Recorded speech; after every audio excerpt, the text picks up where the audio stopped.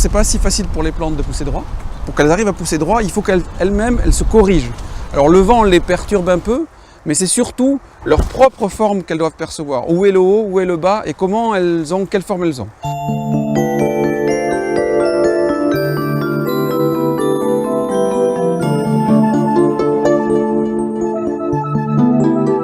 C'est une question qu'on me pose souvent, la question de la conscience des plantes. Et on confond deux choses. C'est-à-dire que moi, par exemple, devant vous, je me tiens droit aussi comme la plante et je passe mon temps à réguler. Mais j'en ai pas conscience. Je régule ma posture, mais je n'en ai pas conscience. Avoir conscience, c'est penser que je voudrais me tenir droit, que je me tienne trop droit. Et donc la plante, elle est plutôt de ce côté-là, c'est-à-dire qu'elle perçoit où elle en est, elle perçoit si elle est déformée, et elle va réagir à ça.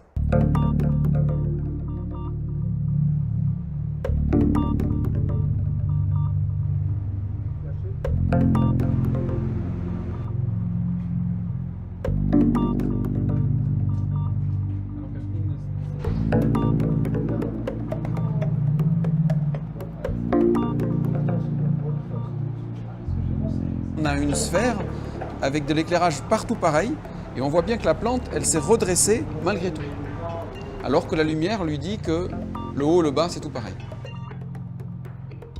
Ça veut dire que la lumière n'est pas nécessaire pour que la plante trouve l'orientation et se redresse et contrôle sa posture. La lumière est un élément important, comme elle l'est pour vous et moi.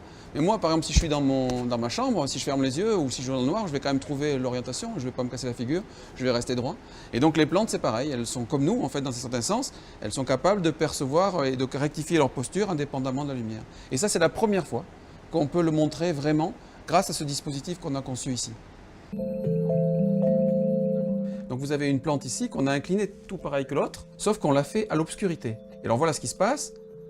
Je viens de l'incliner, regardez comment elle se redresse, elle cherche sa verticale, elle se reprend bien son aplomb, elle a un bon maintien, elle a concentré sa courbure à la base, et là elle n'a aucune information sur la direction de la lumière. Et cette plante-là, par exemple, ça va être à peu près de l'ordre de la journée que ça va lui prendre pour se redresser. Alors une plante qui pousse un peu plus vite, elle va mettre 4 heures, 5 heures. Et tout au long de la tige, là, eh bien, il y a des petites cellules sabliers qui vont avoir des grains qui vont s'écouler selon la pesanteur et qui vont lui dire où c'est le haut et le bas. Donc en tout point ici, hein, tout le long de la tige, eh bien, elle sait de combien elle est inclinée par rapport à la verticale ou par rapport à la gravité, l'attraction de la Terre.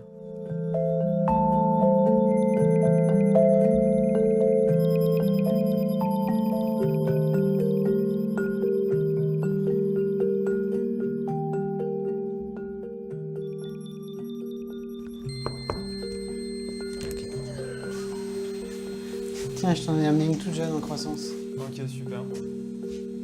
Elle est juste repartie d'ailleurs, là, tu vois. Bon, ok, bah on va la peindre et puis on va regarder. On va la prendre en photo. Ouais.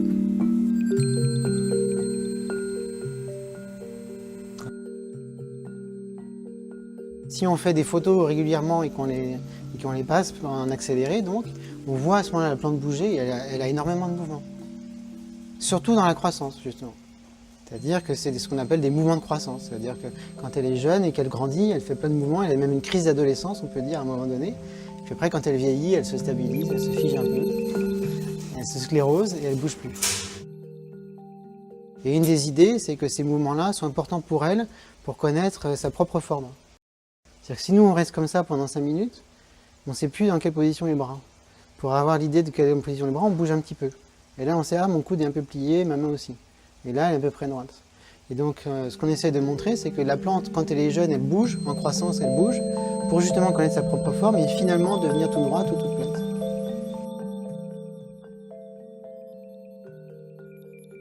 Là, la plante, l'idée, c'est que la plante, quand elle oscille comme ça, c'est qu'elle est à peu près verticale, mais elle vérifie qu'elle est bien verticale. Et donc, elle a un bon milieu. Alors, cette expérience-là, on torture un peu la plante. Et donc on l'a fait tourner pour lui mettre la gravité en bas et en fait dans toutes les directions.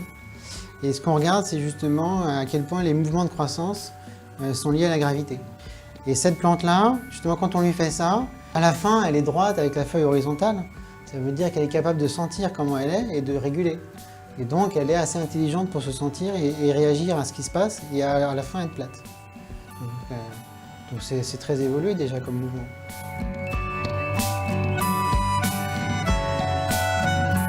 L'intelligence, c'est quoi? C'est percevoir quelque chose et y répondre de manière appropriée. Donc, c'est ce que fait la plante. C'est tout à fait... Il n'y a pas de cerveau, mais il y a des éléments perceptifs partout. Et au lieu que les perceptions sont traitées dans notre cerveau, et après on a une réaction, là, c'est perçu partout et la réaction est partout aussi. Donc c'est une sorte de cerveau distribué.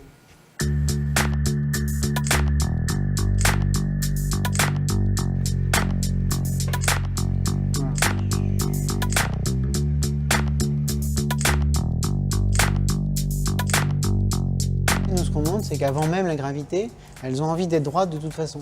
C'est-à-dire que si on les met dans la station internationale, dans l'espace, elles vont pousser tout droit de toute façon.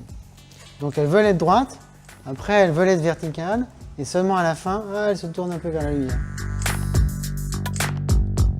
Donc être droit est plus important que se tenir vertical, et être vertical c'est plus important qu'être à la lumière. Donc il y a une hiérarchie comme ça.